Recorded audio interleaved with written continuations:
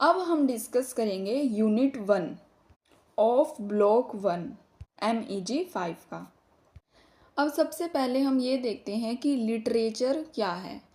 तो दो लोग, एक तो रेमंड विलियम्स और एक मैथ्यू आर्नोल्ड, इन्होंने कुछ वर्क लिखे हैं जिसमें जो है क्रिटिकली बताया गया है कि क्रिटिकली व्यू दिया गया है कि लिटरेचर क्या है।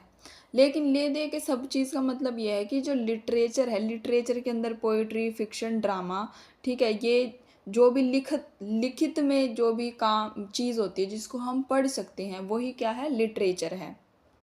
तो इंडस्ट्रियल रिवॉल्यूशन 1750 से 1850 तक रहता है यूरोप में।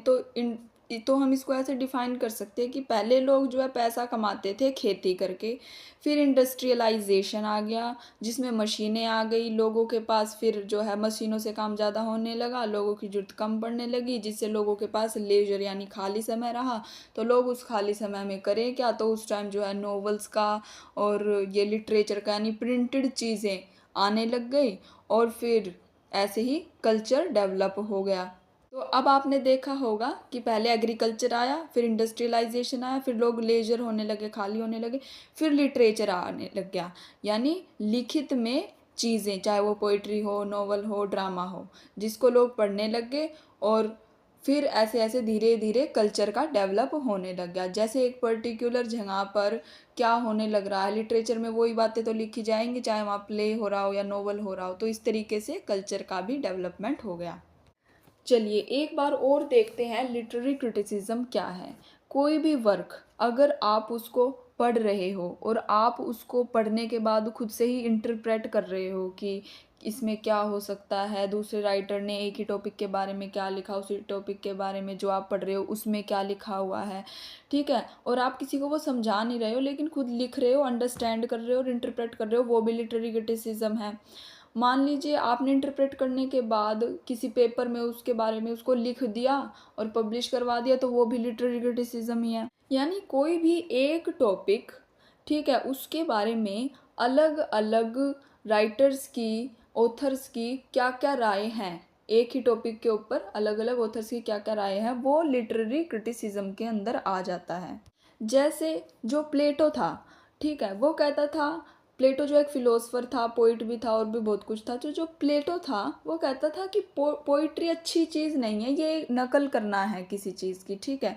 और फिर उसका जो स्टूडेंट आया उसी ने भी पोइट्री के ऊपर ही कहा। जैसे जो प्लेटो था उसने बताया, मिमेसिस का कॉन्सेप्ट बताया कि भाई जो आर्ट होती है वो एक कॉपी होती है। फिर मिमेसिस की ही डेफिनेशन उसके स्टूडेंट जो है एरिस्टोटल था उसने बताया कि जो इमिटेशन क्या होती है और जो पोइट्री है वो अच्छी रहती है। यानी एक ने पोइट्री को बुरा बताया, एक ने पोइट्री को अच्छा बताया। फिर ऐसे ही एक पिकॉक नाम का राइटर है, उसने अपना कोई वर्क लिखा, फिर उसका वर्क पढ़ने के बाद एक दूसरी ऑथर ने अपना वर्क लिखा, क्योंकि जो पिकॉक के व्यूज़ से वो भाई एग्री या डिसएग्री करती थी, तो इस हिसाब से उसने अपना एक अलग वर्क लिख दिया, डिफेंस ऑफ पोइट्री। तो किसी भी वर्क को आपने पढ़ा, उसको समझा, उसके बारे में अपने व्यूज़ दिए, अच्छे बुरे, ठीक है, तो ये सब लिटरेरी क्रिटिसिज्म होता है। अब जब लिटरेरी क्रिटिसिज्म को प्रोफेशनल पढ़ने की बारी आ जाती है, तो अब इतने सालों से क्योंकि ये चला ही आ रहा है, तो लोगों ने लिटरेरी क्रिटिसिज्म के ऊपर, यानी मान लीजिए किसी ने कोई काम लिखा, उसके ऊपर किसी ने, तो एक मतलब पर्टिकुलर वर्क्स हो गए हैं कि ये लिटरेरी क्रिटिसिज्म है, ये लिटरेरी क्रिटिसिज्म है। जैसे पोइटिक्स के बारे में एरिस्टोटल ने क्या कहा, और पोइट्री के बारे में शैली ने क्या कहा, वर्ड्सवर्थ ने क्या कहा, आर्नोल्ड ने क्या कहा, क्लासिकल क्रिटिसिज्म क्या होता था, फिर धीरे धीरे अलग अलग टर्म्स आने लगी काम को डिफाइन करने के लिए। तो यही अब हम इसमें पढ़ेंगे। जैसे अरिस्टोटल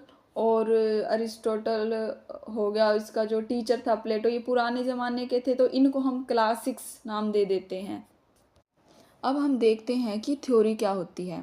थ्योरी जो होती है हमको एक सिस्टम प्रोवाइड करती है जिससे हम चीज़ों को अच्छे से इंटरप्रेट कर पाते हैं, समझ पाते हैं, चीज़ों को एक दूसरे से कंपेयर कर पाते हैं। जैसे कि मैंने पानी की थ्योरी पढ़ी कि पानी से हम नहा सकते हैं, पानी को हम पी सकते हैं और पानी को हम पौधों में डाल सकते हैं जिससे वो ग्रो करे, ठीक है। अब फिर किसी ने पानी के बारे में लिखा कि पानी भी अलग अलग तरह का होता है, पानी को हम जो है समुद्र के पानी को पी नहीं सकते, पीने लायक पानी दूसरा होता है, झीलों का पानी कैसा होता है, नहरों का पानी कैसा होता है। ठीक है। लेकिन ये सारी जो ये जो मैंने एक शब्द बोला कि जैसे हम कहीं से जा रहे थे वहाँ पानी था। ठीक है। तो ये मान लीजिए लिटरेरी क्रिटिसिज्म हो गया और थ्योरी होगी जब उस पानी को मैंने अलग से डिफाइन कर दिया अलग अलग चीज़ों में। अब पानी की मान लीजिए अलग अलग डेफिनेशन सबने लिख दी, किसी ने कहा झील का पानी कैसा होता है, किसी ने कहा समुद्र का कैसा होता है, किसी ने कहा पानी पीने के फ़ायदे क्या होते हैं। और ठीक है। तो ये सब जो है जब इन्होंने इन टर्म्स को डिफाइन कर दिया तो ये लिटरेरी थ्योरी हो गई। जैसे आप कोई वर्क पढ़ रहे हो, उसमें किसी ने कहा कि हम ऑब्जेक्टिव और एब्सोल्यूट रियलिटी देख सकते हैं। ठीक है। अब आपने वर्क पढ़ लिया लेकिन उसमें ऑब्जेक्टिव रियलिटी को भी डिफाइन नहीं कर रखा, ना एब्सोल्यूट रियलिटी को डिफाइन कर रखा। तो इन टर्म्स को समझने के लिए आपको दूसरे जो है वर्क पढ़ने पढ़ेंगे, जिस मतलब इन टर्म्स को अच्छे से जिसमें एक्सप्लेन कर रखा हो। तो इन टर्म्स का जो एक्सप्लेन्ड वर्जन होता है उसी को ही थ्योरी कहते हैं। जैसे कोई आपसे पूछे कि फिलोसोफिकल राइटिंग्स क्या होती है, तो इसके बारे में होब्स ने अपने अलग मत दिए हैं। लोक नाम का जो राइटर है, ऑथर है, उसने अपने अलग मत दिए हैं। होब्स ने भी विट और जजमेंट की बात करी है, लोक ने भी विट और जजमेंट की बात करी है। जैसे होब्स कहता है कि एक गुड पोयम में जजमेंट भी होनी चाहिए, फैंसी भी होनी चाहिए। जजमेंट विदाउट फैंसी तो विट होता है, लेकिन फैंसी विदाउट जजमेंट विट नहीं होता। अब जो 18th सेंचुरी का फिलोसफर था कांत, उसने एस्थेटिक जजमेंट बताया क्या है। ठीक है। मोरल जजमेंट को उसने बता रखा है क्या है, कैसे एस्थेटिक जजमेंट अपोज करती है मोरल जजमेंट को। फिर उसने परपोजिवनेस को बताया है, परपोजिवनेस विदाउट पर्पस को बताया है। अब जो है वर्ड्सवर्थ है, उसने थ्योरी ऑफ लिटरेचर को बताया है कि लिटरेचर की भी उसने अब जो है थ्योरी दे दी। उसने एक प्रीफेस लिखा टू द लिरिकल बैलेड, उसमें बताया है। वो एक लिटरेरी क्रिटिसिज्म भी है एज वेल एज वो थ्योरी भी है। एक किताब को कैसे पढ़ा जाए ये लिटरेरी थ्योरी होता है। और जब उसके कॉन्टेक्स्ट को हम देखने लग जाएं कि ऐसा क्यों लिखा हुआ